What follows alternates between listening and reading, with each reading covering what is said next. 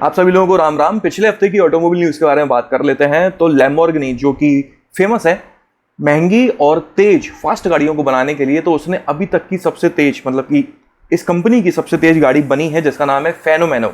ठीक है, इस गाड़ी में 6.5 litre V2 naturally aspirated engine मिलता है 3 इलेक्ट्रिक मोटर्स के साथ में, जिसका कंबाइंड पावर आउटपुट है 1080 bhp। टॉप स्पीड है 350 kilometre per hour. 0 to 100 kilometre per hour की स्पीड को ये सिर्फ 2.4 सेकंड्स में अचीव कर लेती है। इस गाड़ी के सिर्फ 29 यूनिट्स बनाई जाएंगी और एक यूनिट आपको मिलेगी 35.59 करोड़ रुपीस की। और चौंकाने वाली बात यह है कि ये सभी 29 यूनिट्स बिक भी चुकी हैं बनने के बाद, अनाउंस होने के दौरान ही। मतलब कि 36 करोड़ रुपए की गाड़ी जो ऑन रोड जाके पता नहीं कितने करोड़ की पड़ेगी, वो गाड़ी पलक झपकते ही सोल्ड आउट। और लोग कहते हैं पैसा नहीं है। टोयोटा कैमरी स्प्रिंट एडिशन को लॉन्च किया गया है। ये कुछ वैसा है जैसे कि मतलब एक रेजर लो और यहां से बीच में से ऐसे मार दो, तो वैसी कुछ स्प्रिंट एडिशन है कि इनने गाड़ी खड़ी करी और ऊपर से लेके जो आगे बोनट है, रूफ है और पीछे ट्रंक है, वहां तक काले रंग की पट्टी घुमा दी, बस लो स्प्रिंट एडिशन तैयार है। इसमें डीलर लेवल एसेसरी किट मिला करेगी। आजकल ये नया फैशन चला है कि डीलर अपने लेवल पे एक एसेसरी किट फिट करके दे रहा है और आपसे एक्स्ट्रा पैसे निकालने की कोशिश कर रहा है। ये एक नया धंधा खुला है। 48.5 लाख रुपीस में आपको ये एडिशन मिल जाता है। 2.5 लीटर स्ट्रॉन्ग हाइब्रिड इंजन है इसमें, जो लगभग 230 bhp की पावर और 221 Nm का टॉर्क जनरेट करता है। 25.4 kmpl का शानदार माइलेज इस गाड़ी में मिलता है। आमतौर पर जो प्रीमियम गाड़ियां होती हैं उनके माइलेज बताए ही नहीं जाते हैं, क्योंकि सीधी सी बात है भाई, प्रीमियम गाड़ी है तो माइलेज को कौन देखेगा। लेकिन ये चूंकि एक हाइब्रिड गाड़ी है और शानदार 25.4 kmpl का माइलेज है, पावर आउटपुट, टॉर्क आउटपुट भी जबरदस्त है। तो और कोई बहुत ज़्यादा महंगी नहीं है देखा जाए तो प्रीमियम सेगमेंट में। 48.5 लाख रुपीस की है ex showroom.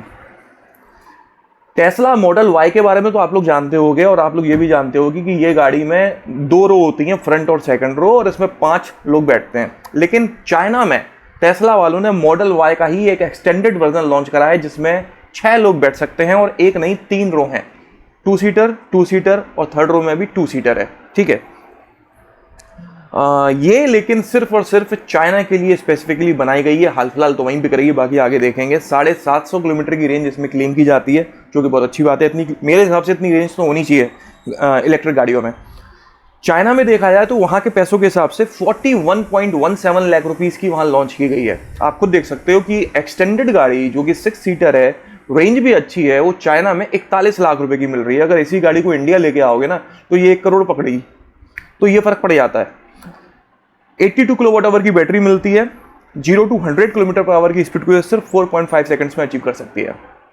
BMW 3 series long wheel base version का 50 जहरे एडिशन लॉन्च किया गया है। जहरे, झारे, कुछ भी बोल लो इसको, JAHRE एडिशन है।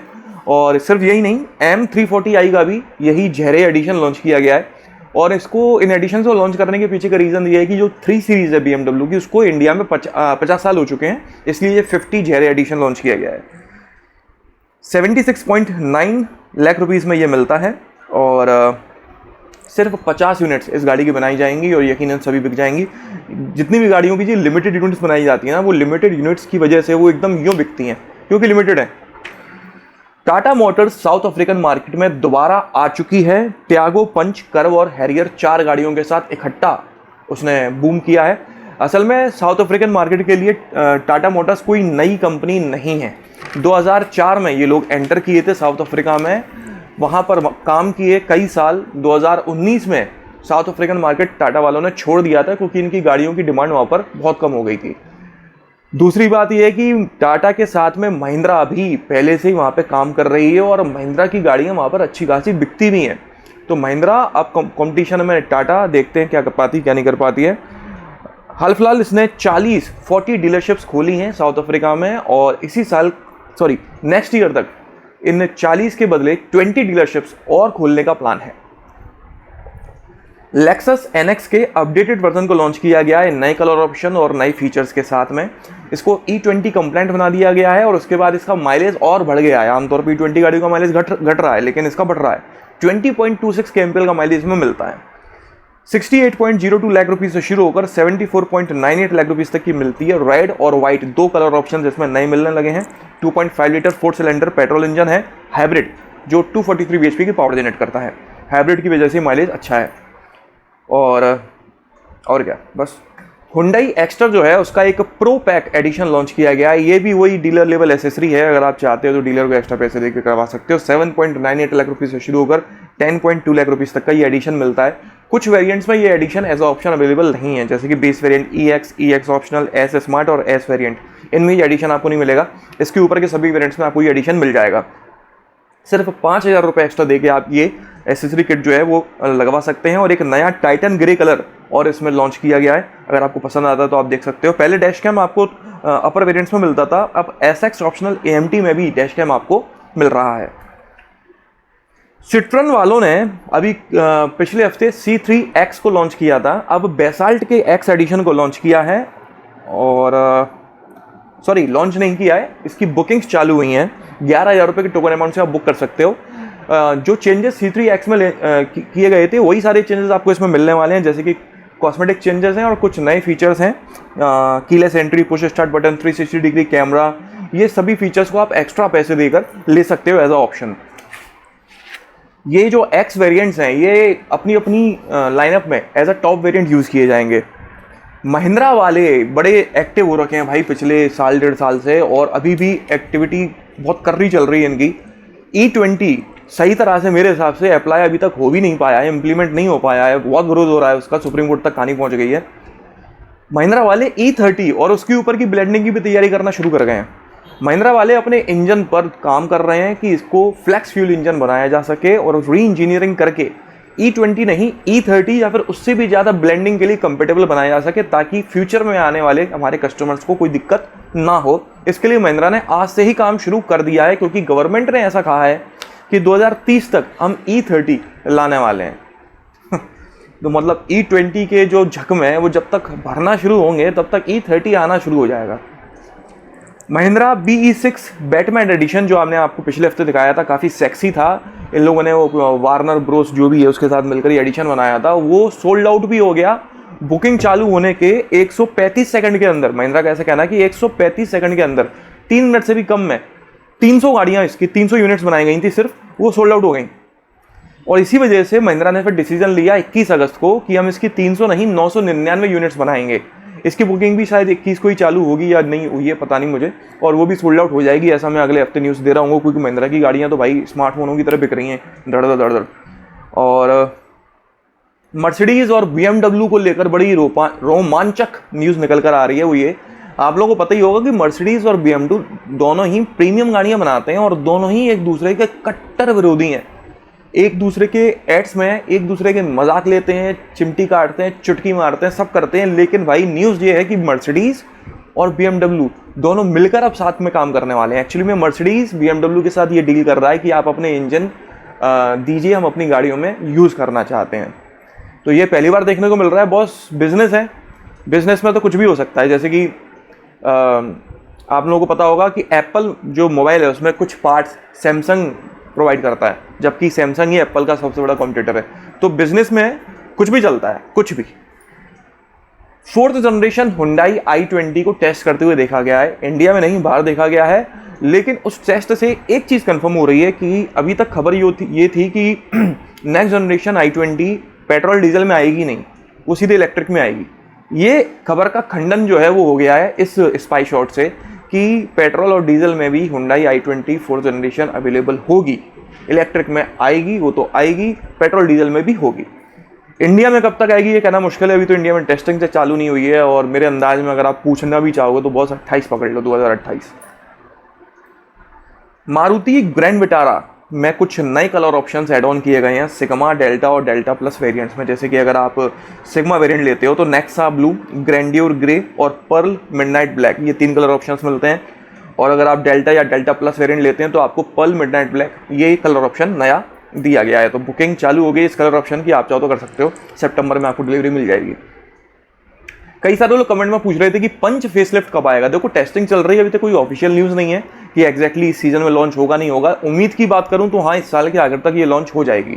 बाकी देखते हैं, कोई बड़ी बात नहीं है क्योंकि लॉन्च डिले हो रहे हैं। टाटा वाले अपने इन्वेंट्री फुल होने की वजह से गाड़ियाँ भी सप्लाई नहीं कर रहे हैं डीलर्स को, तो हो सकता है इस समय पर वो लॉन्च करने से गाड़ी बचें। ठीक है, तो लॉजिकली हो सकता है जो लॉन्च है वो फर्स्ट क्वार्टर ऑफ 2026 में जाए। ठीक है, बाकी देखते हैं, जो न्यूज़ होगी मैं आपको दे दूंगा संडे को। BMW पहली ऐसी कंपनी बन गई है इंडिया में जिसने 5000 से भी ज़्यादा इलेक्ट्रिक गाड़ियां बेच ली हैं। 5000 से भी ज़्यादा, पहली ऐसी प्रीमियम ब्रांड है। मतलब वैसे तो टाटा और महिंद्रा और वो MG, इनने पता नहीं कितनी कितनी इलेक्ट्रिक गाड़ियां बेच ली हैं, लेकिन ये प्रीमियम कैटेगरी में देखा जाए तो अकेली BMW इसने 5000 से ज़्यादा गाड़ियां बेच ली हैं।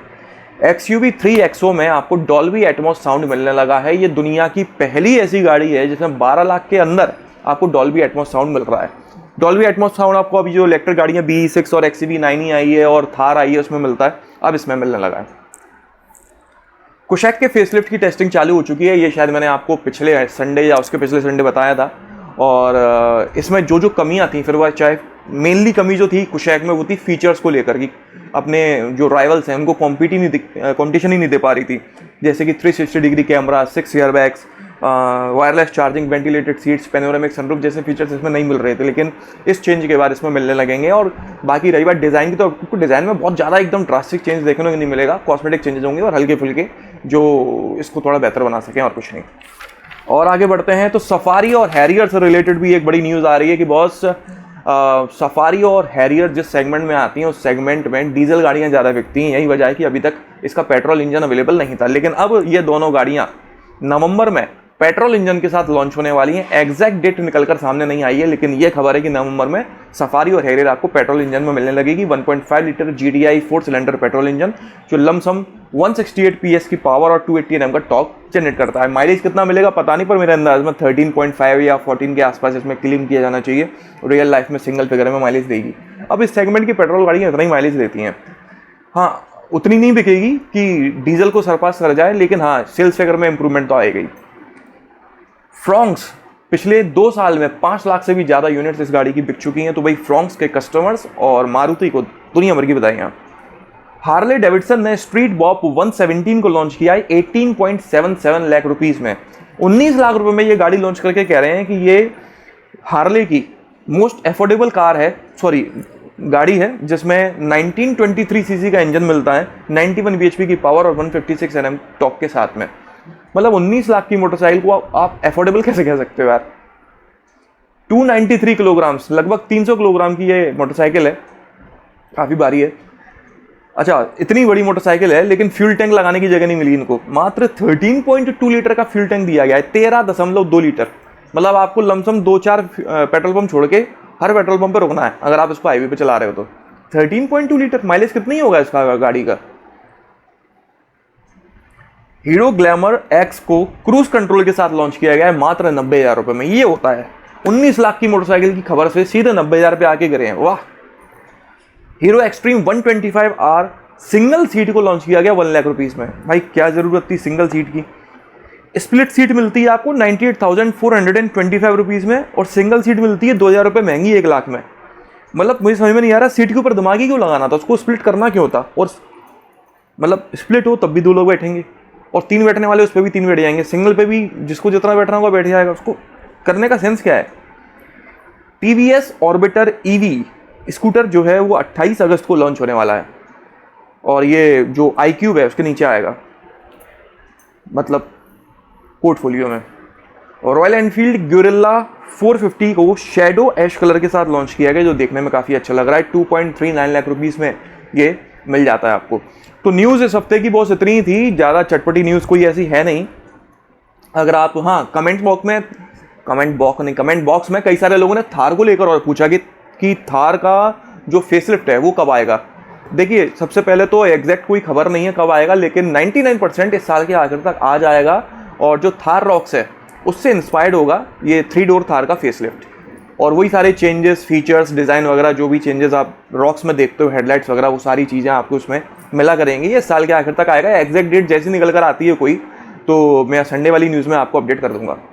तो इस हफ्ते की न्यूज़ तो बस इतनी थी। बाकी इनकेस अगर आपको ये वीडियो पसंद आया हो तो इसे लाइक कर दीजिएगा, इस चैनल को सब्सक्राइब कर लीजिए और बेल आइकन को दबाना बिल्कुल ना भूलना। आपका दिन शुभ रहे। धन्यवाद।